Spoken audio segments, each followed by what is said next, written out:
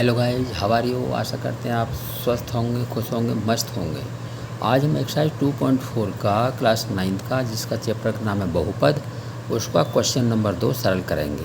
यानी सीधे गुणा किए बिना निम्नलिखित गुणनफलों के मान ज्ञात करो। तो पहला हमारा इसका भाग है, उतार लेते हैं इसे पहले भाग को यहाँ पर, और इसका है 103 गुणा 107।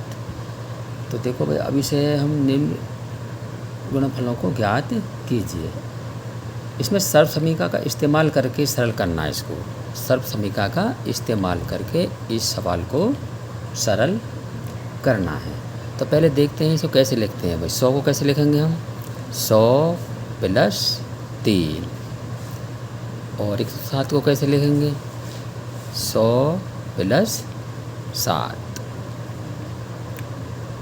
तो अब इसमें जो सर्व समीकरण आएगी या लिखी जाएगी x प्लस ए और x प्लस बी, इसमें सर्व समीकरण यूज करेंगे हम।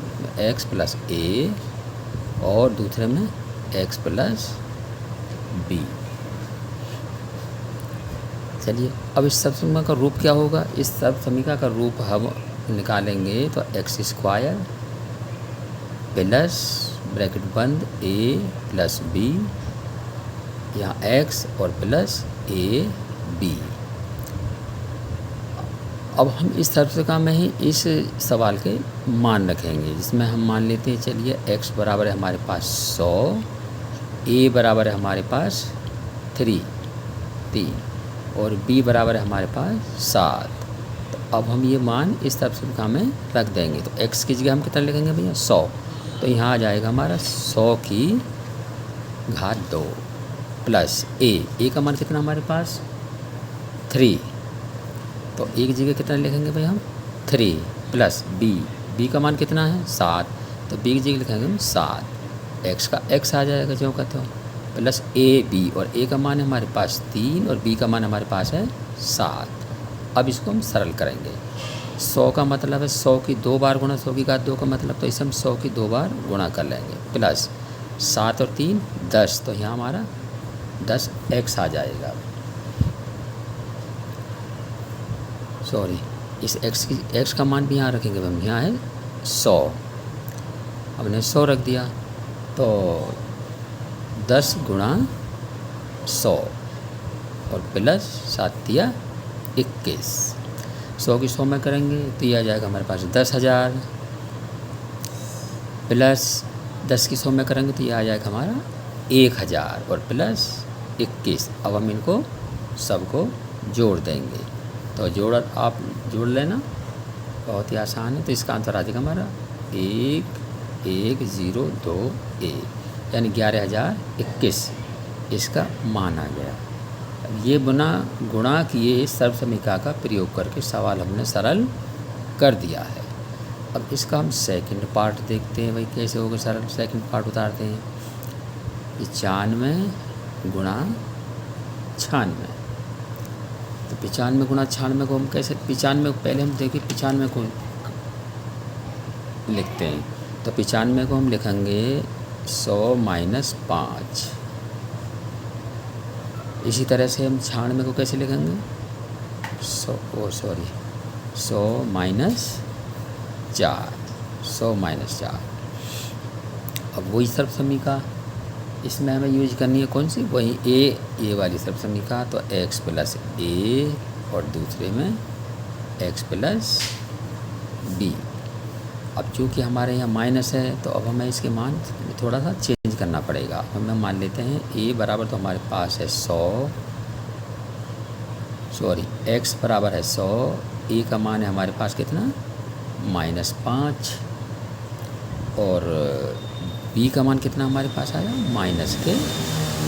अब यही मान हमें इस सर्व समीकरण में रखेंगे, लेकिन इससे पहले हम इस सर्व समीकरण को सूत्र के रूप में खोल लेंगे। तो क्या है हमारा सूत्र इसका? x की स्क्वायर प्लस ब्रैकेट बंद a प्लस b, बाहर x और प्लस ए बी, ये हमारा सर्व समीकरण का इसका रूप आ गया। तो अब ये ही मान हम इस रूप में रखेंगे, इस तरफ से हम रखेंगे। तो x की जगह हम कितना लिखेंगे भाई 100। तो हमने कर दिया 100 की घात, तो x की 2 है तो 100 की घात 2 कर दिया हमने यहाँ, प्लस a का मान कितना है -5, प्लस b का मान कितना -4। तो इसे ब्रैकेट में लिखेंगे भाई, क्योंकि प्लस माइनस एक साथ नहीं आ सकते। और x का मान हमारे पास कितना है 100 गुणा 100 प्लस a। इस तरह से अब यहाँ लिखेंगे हम ब्रैकेट में a का मान 5 और गुणा b का -4। अब इस 100 की स्क्वायर का क्या मतलब हो गया भाई 100 की 2 बार गुणा, प्लस माइनस प्लस माइनस हो जाएगा भाई यहाँ, तो -5 और -4 गुणा 100 प्लस ये 4 पंजे 20 और माइनस माइनस प्लस, तो यहाँ पे 20 ही आ जाएगा हमारा ये। तो 100 की 100 में गुणा करेंगे तो कितना हो जाएगा भाई 10,000। अब ये माइनस के 5 और माइनस के 4 हमें ये जोड़ने पड़ेंगे, तो ये कितने हो जाएंगे ये हमारे -9। चलो इसे ब्रैकेट में ले लेते हैं अभी -9 और बाहर हम 100 का 100 और प्लस 20।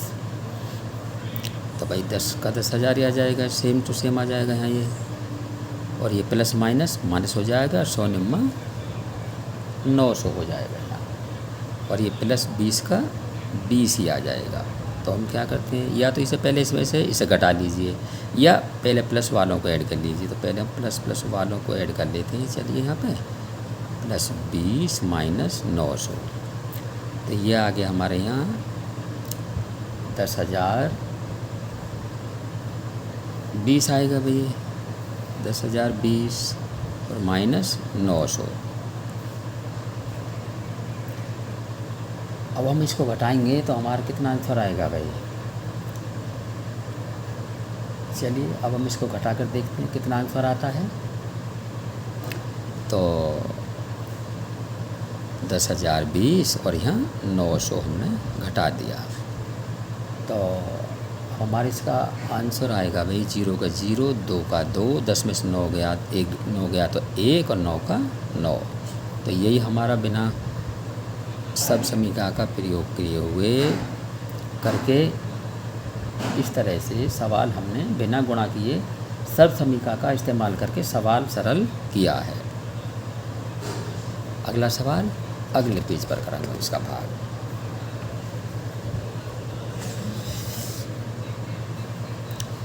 हाँ, तो इसका थर्ड भाग है सवाल का। थर्ड भाग में दिया हुआ है 104 और गुणा 96। चलिए पहले हम 100 को तोड़ देते हैं। तो 100 को कैसे लिखेंगे भाई हम 100 प्लस 4, और इसको कैसे लिखेंगे 96 को लिखेंगे 100 माइनस 4।